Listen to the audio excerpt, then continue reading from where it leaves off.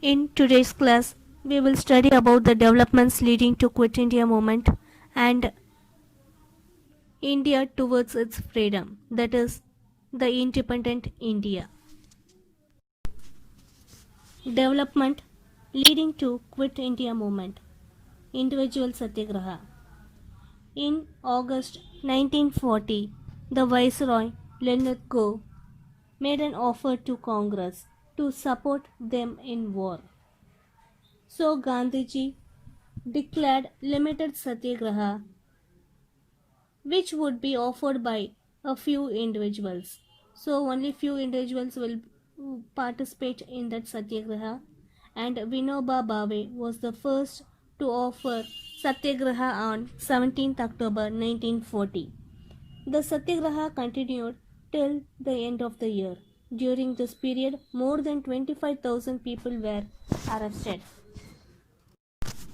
Cripps Mission. On 22nd March 1942, the British government sent a group under Cabinet Minister Sir Stafford Cripps. Sir Stafford Cripps offered some proposals in order to seek the help of India in the war. The proposals included the following three offers. The first offer was they promised to grant a dominion status for the country after the war. The second proposal is Indian princess could sign with the acceptance for the demand for Pakistan. And the third one is the British control of defense during the war. Both the Congress and the Muslim League rejected these proposals.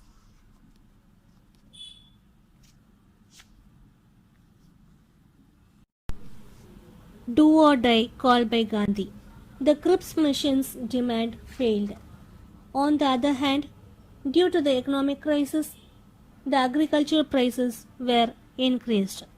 The All India Congress Committee met at Bombay on August 8, 1942. They passed the famous Quit India resolution, which demands the immediate end to the British rule in India. Gandhiji said, "We shall either free India or die in the attempt, and we shall not live as a slave."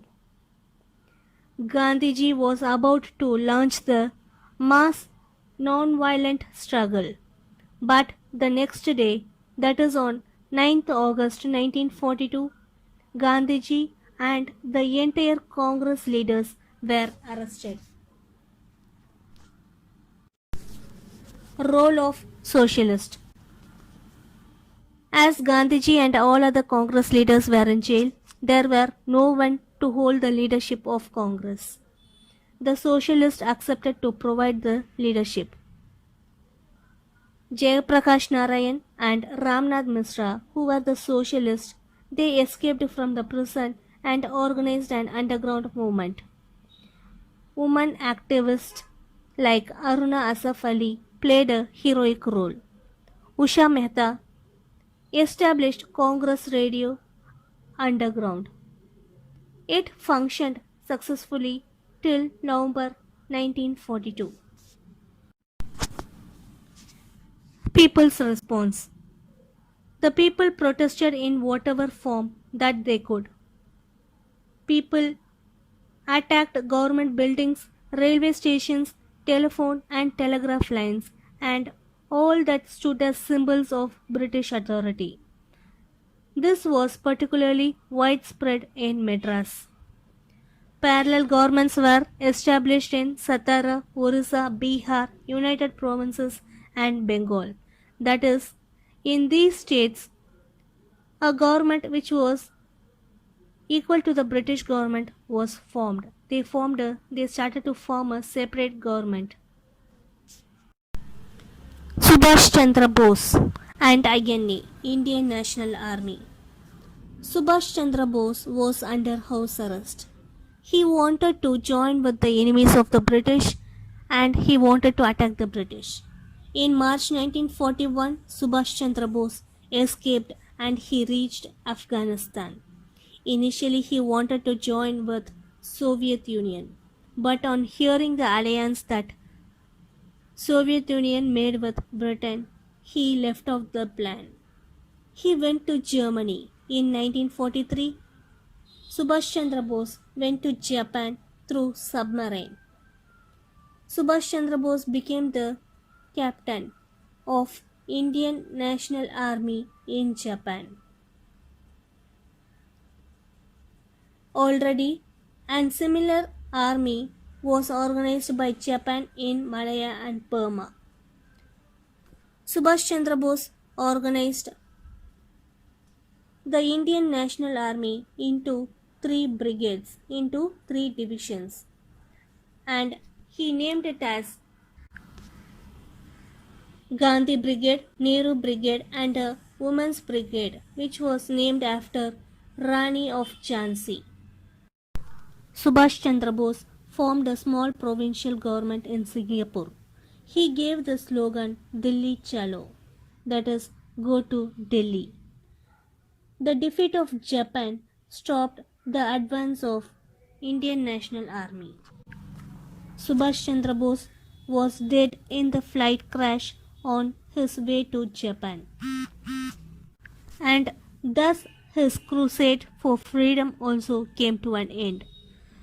Subhash Chandra Bose was undoubtedly a true patriotic leader.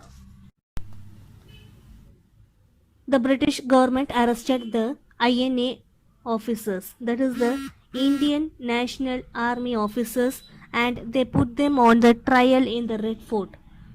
The Congress set up a defense committee comprising Nehru, Tej Bahadur Sapru, Bullabhai Desai and Asaf Ali.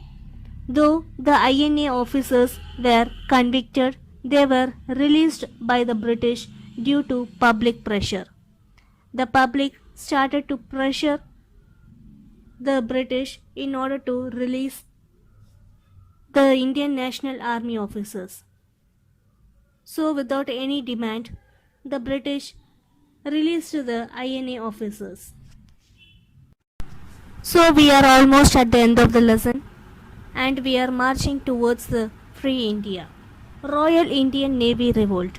In February 1946, Royal Indian Navy revolted against the British.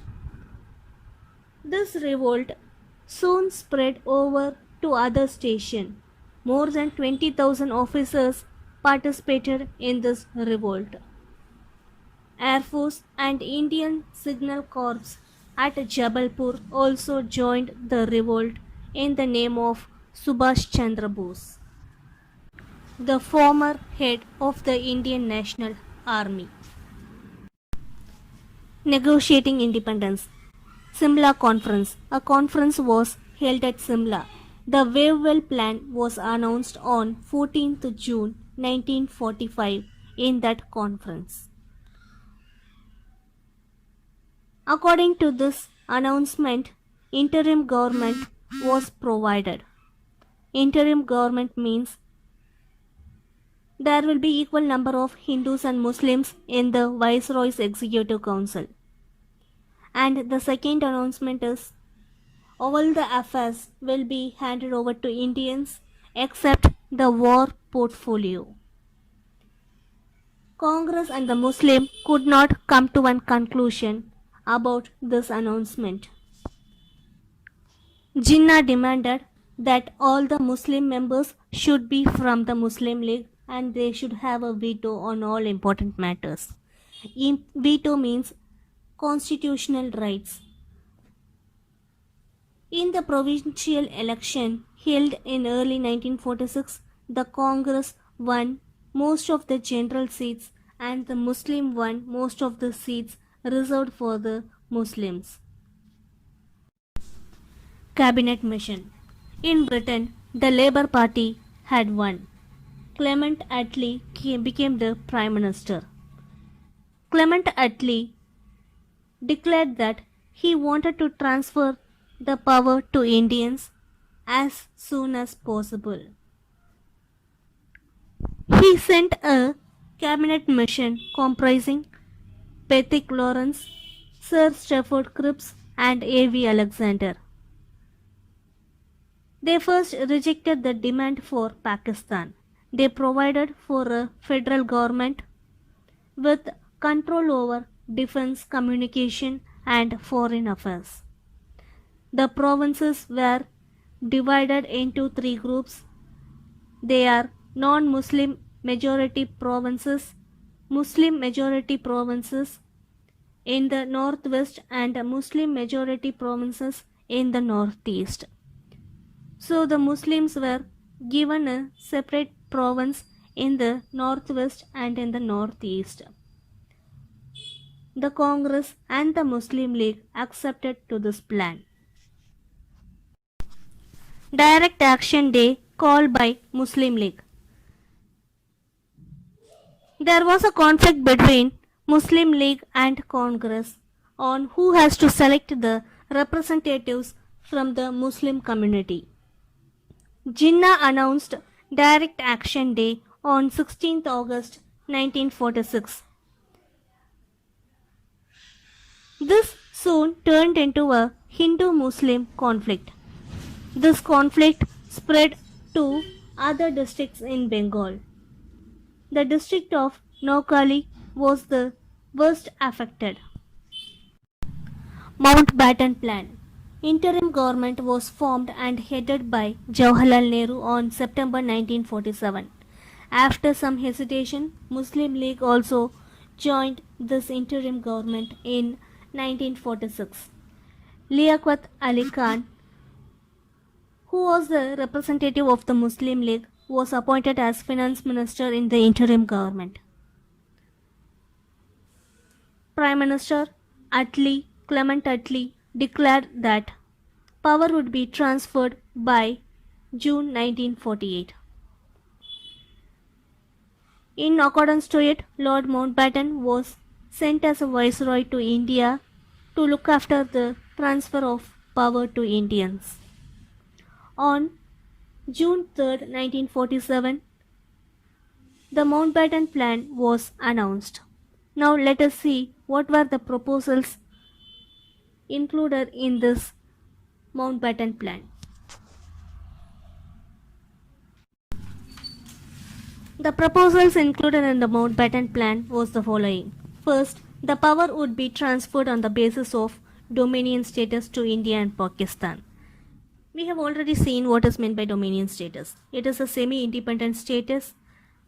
That is, law and regulations will be governed by the citizens of India, and the foreign affairs, defense, communication will be governed by the British. The second proposal is princely states, that is, the states which are governed by or ruled by the kings would have to join either India or Pakistan. Boundary Commission has to be set up under Radcliffe Brown. That is, Radcliffe Brown was initiated to design a boundary for the country in overnight. And the last proposal is election has to be conducted in Punjab and Bengal in order to decide whether these states has to be partitioned or not. Independence and partition. The Indian Independence Act was enacted on 18th July 1947 by the British Parliament. The Act abolished the supreme power of the British Parliament over India. India was partitioned into two dominions, namely India and Pakistan. On 15th August 1947, India won independence. Thousands of people laid their lives so that our country is breathing this day. Let's never forget their sacrifice. Jai Hind.